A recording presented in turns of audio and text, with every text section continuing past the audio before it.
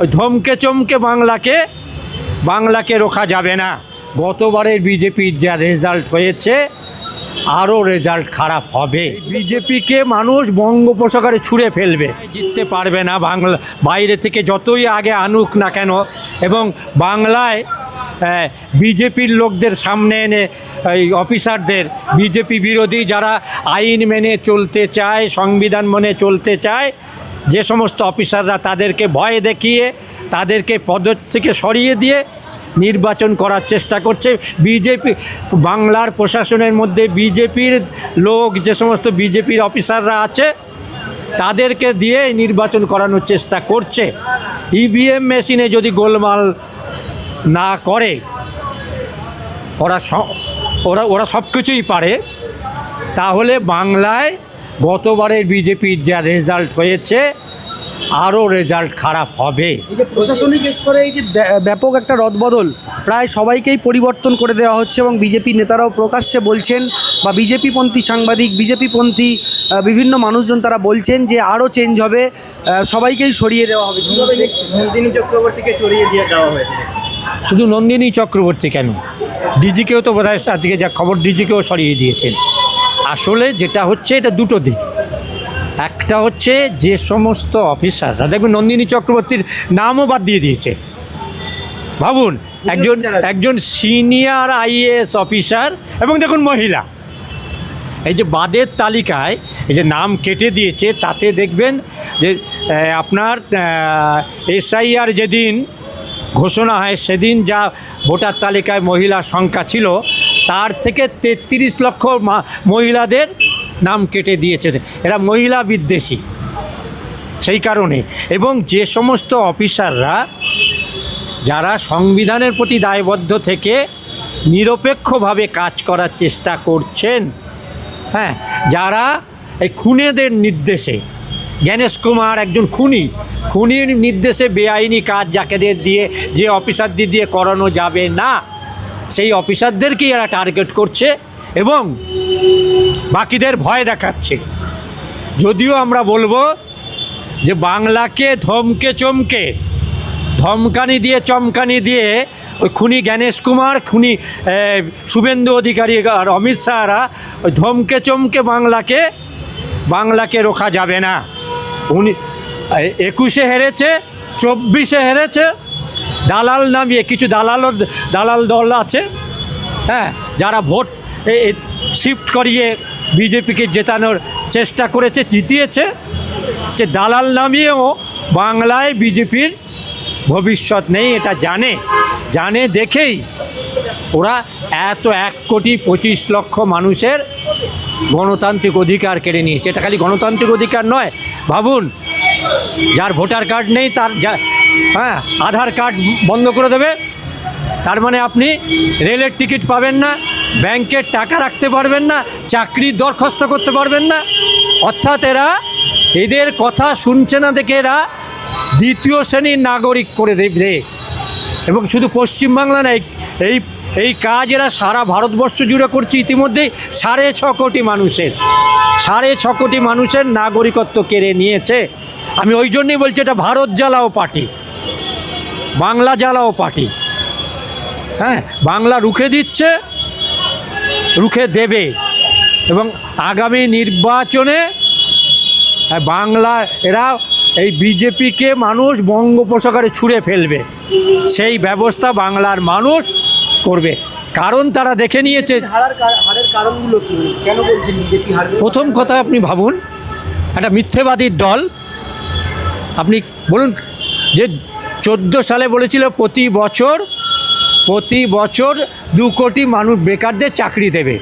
মানে আজকে 13 বছর ক্ষমতায় আছে, 24 থেকে 26, 12 বছর, 14 থেকে 12 বছর। আপনারা তো বলছেন না একবারও মোদিজির একটা ফোনে এই যে বিশাল একটা গ্যাসের সমস্যা, ইরানের সঙ্গে কথা বলে গ্যাস সিলিন্ডারগুলো নিয়ে আসছে, গাড়িগুলো ছাড়ছে বলে খবর, এগুলো তো বলছে না। তাহলে 60 টাকা দাম বাড়ালো কেন?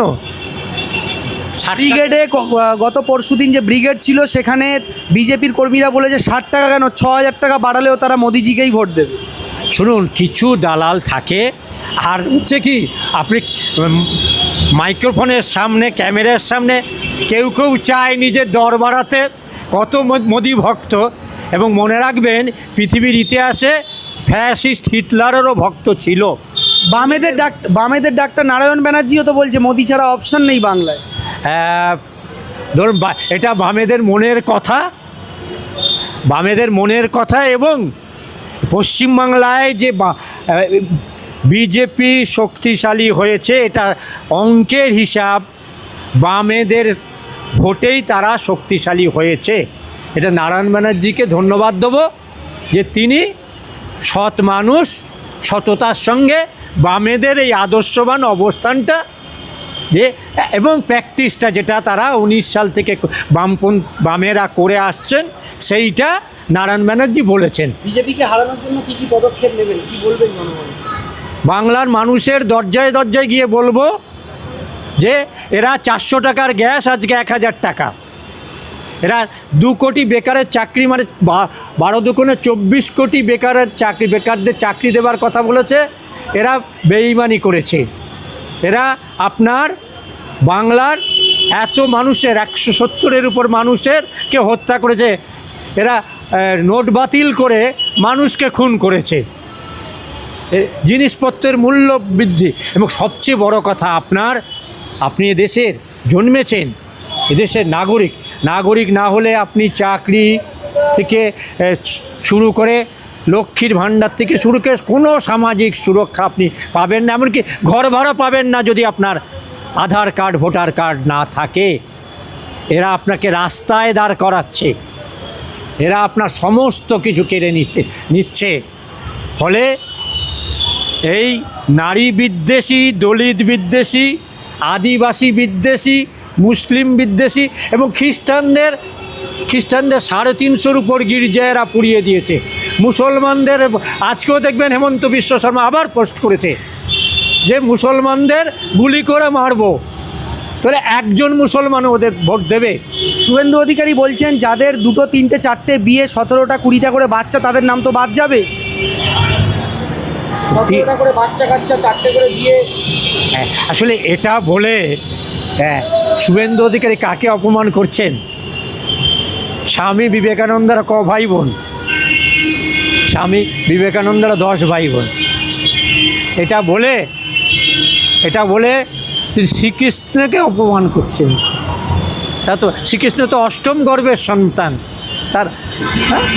এটা বলে আসলে এরা বাংলা বিদ্বেষী। রবীন্দ্রনাথ ঠাকুররা কত ভাই বোন? 15 ভাই বোন। রবীন্দ্রনাথ ঠাকুর 14তম সন্তান। কাকে অপমান করছেন আপনি? মহাভারতে কৌরবরা ক ভাই বোন? ক ভাই বোন? ফলে এটা বলে আসলে এরা হিন্দু ধর্মের বিদ্বেষী এরা।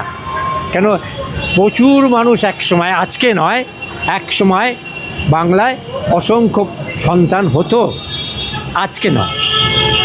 ফলে এই যে 2-3টে করে বিয়ের কথা বলছেন, প্রমাণ করতে পারবে? 17টা 18টা সন্তান প্রমাণ করতে পারবেন? আসলে ওরা বাংলার মানুষকে, জ্ঞানেশ কুমারকে অপমান করছে। ধরুন আমি ছোটন দাস, এই যে আমাদের মধ্যে অভিজিৎ মিত্র ছিলেন, বিখ্যাত চিত্রকর, ছবি আঁকেন, তাকে ডেকে পাঠিয়ে বলছে আপনার সঙ্গে আপনার বাবার বয়সের 15 বছর কম তফাৎ। তো তিনি বলছেন যে আমার সঙ্গে আমার দাদার বড় ভাইয়ের বয়সের তফাৎ 10। তার মানে আমার বাবা কি 5 বছর বয়সে সন্তান জন্ম দিয়েছেন? এটা কীরকম বলছে? আমি ছোটন দাস, ধরুন আমরা 2 ভাই, বলছে আপনার পিতার পিতৃত্ব দাবি করে আরও 4 জন দাবি করে অ্যাপ্লিকেশন করেছে। মানে ভাবুন, আমার পিতা আজ থেকে 45 বছর আগে মারা গেছেন, অর্থাৎ আমার বাবা আমার মার অজান্তে অস্থানে কুস্থানে যেতেন, যারও সন্তান জন্ম দিয়েছেন। এরা কি পরিমাণে পরলোকগত, এরা আবার সনাতনীদের রক্ষা করবে। পরলোকগত মানুষদের সম্পর্কে কি পরিমাণ অসম্মান থাকলে, ঘৃণা থাকলে বাংলার মানুষের প্রতি এ কথা বলেন? যে কাউকে বলছেন আপনার 6টা সন্তান, আসলে তারা 2জন সন্তান। হ্যাঁ, তার মানে তার বাবা চরিত্রহীন ছিলেন। এই বাংলা বিদ্বেষী, ভারতীয় সভ্যতা সংস্কৃতি বিদ্বেষী বিজেপিকে সুযোগ পেলেই বাংলার মানুষ, ওই নারায়ণবাবুদের দল বাঁচাতে পারবে না বিজেপিকে। চেষ্টা করছেন নানা জায়গায়। নারায়ণবাবু যে দল ছেড়ে এলেন, প্রাক্তন দল, হ্যাঁ, তারা চেষ্টা করছেন। হ্যাঁ, তারাও 21-এ বাঁচাতে পারেনি বিজেপিকে, 24-এ বাঁচাতে পারেনি, 26-এও পারবে না। বিজেপি মানে পুরো কথাটা হচ্ছে ভারত জ্বালাও পার্টি, ভারত জ্বালাও পার্টি। এবং পশ্চিমবাংলায় আমায় যদি কেউ জিজ্ঞাসা করে, আমি বলবো বাংলা জ্বালাও পার্টি, বিজেপি, বাংলা জ্বালাও পার্টি। এবং আপনি বলবেন যে ছোটনবাবু এটা কেন বলছেন? 14 তারিখে নরেন্দ্র মোদী এখানে এসছেন এবং বিজেপি পশ্চিমবাংলায় এলে কি করবে, ই তো পহলা টেলার হ্যায়, এই পিকচার अभी বাকি হ্যায়। দেখবেন রাজ্যের একজন মন্ত্রী, এবং তিনি মহিলা মন্ত্রী, একজন মহিলা মন্ত্রীর বাড়ি আক্রমণ করেছে, তাকে আহত করেছে। মহিলাদের উপর এদের ভীষণ রাগ, এবং যে কারণেই দেখবেন যে যতজন বিএলও হত্যা করেছে গণেশ কুমাররা, তার মধ্যে মহিলার সংখ্যা অনেক। এবং আপনি দেখবেন এরা আদিবাসী বিদ্বেষী। আমি তালিকা নিয়ে এসে দেখাবো যে কি পরিমাণে আদিবাসী মানুষদের নাম এরা বাতিল করে দিয়েছে। ফলে আজকে বিজেপি মানেই, আমাকে জিজ্ঞাসা করছিলাম, মানে এটা নারী ধর্ষণকারীদের পার্টি। সুজাত ভদ্র শুরুতে তথ্য দিয়ে বলেছেন, কাঠুয়া থেকে শুরু করে, উন্নাও থেকে শুরু করে, যেখানেই নারী ধর্ষণ হচ্ছে। এবং আপনারা জানেন যে অ্যাথলেটিক আন্তর্জাতিক কুস্তি করেছেন মহিলারা, তাদের পর্যন্ত নির্যাতন করেছে, অপমান করেছেন। এহেন পার্টি আজকে বাংলা দখল করতে আসছে। সঙ্গে ED, CBI, NIA, income tax এবং নির্বাচন কমিশন, এর সঙ্গে আছে প্রকাশ্য বিজেপি দেখতে পাচ্ছেন, প্রকাশ্য বিজেপি দেখতে পাচ্ছেন, কিন্তু অনেক তার গোপন বন্ধু বান্ধব আছে। আমি বলবো যে বাংলার মানুষ বারবার বিজেপিকে হারিয়েছে। কেউ আমাকে জিজ্ঞাসা করছিলেন কাকে ভোট দেবো, আমরা বাংলার মানুষ এত বোকা নয়।